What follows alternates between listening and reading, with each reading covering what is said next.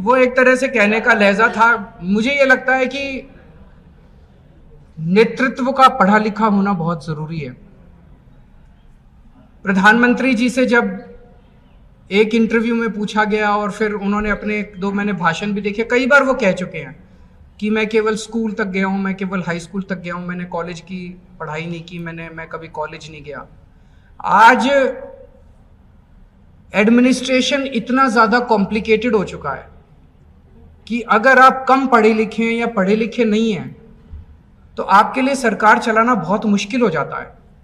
बहुत ऐसे ऐसे अफसर आके ऐसे आपको घुमाते हैं कि आपको पता भी नहीं चलता कहां कौन फाइलों में कहां साइन करा के ले गया, आपको पता ही नहीं चलता। जैसे नोटबंदी का निर्णय हुआ, सारे देश ने उसका खामियाजा भुगता, कितने बड़े स्तर के ऊपर रोजगार चले गए, दुकानें बंद हो गई, लोगों के घर खराब हो गए, कितने लोगों की मौत हो गई। वो नोटबंदी का निर्णय जो है, अगर कोई पढ़े लिखे प्रधानमंत्री होते कभी नोटबंदी का निर्णय नहीं लेते। पता नहीं किसने जाके उनके कान भरे, उनको समझ नहीं थी, उनको समझ नहीं आया और उन्होंने नोटबंदी का निर्णय ले लिया। उन्होंने 3 किसानों के कानून बनाए। वो शुरू से ही सब कह रहे थे इतने खराब कानून है, किसानों का बेड़ा गर्क हो जाएगा, देश के किसानों का बेड़ा गर्क। उनको समझ नहीं आया, पता नहीं कौन जाके उनके कान भर देता, उनको समझ नहीं आता क्योंकि कम पढ़े लिखे हैं और देश को उसका खामियाजा भुगतना पड़ा। 700 से ज्यादा किसानों की मौत हो गई। कई बार उनके ऐसे स्टेटमेंट्स आते हैं जैसे वो कहते हैं कि गंदी नाली से जो बदबू आती है उस गैस से जो है वो चाय बन जाती है, उस गैस से खाना बनता है, उसको पतीली को उल्टा कर दो, उसमें छेद कर दो तो उसमें पाइप डाल दो, उसमें खाना।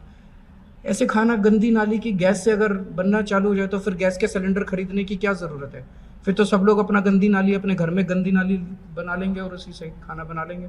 ऐसे थोड़ी होता है।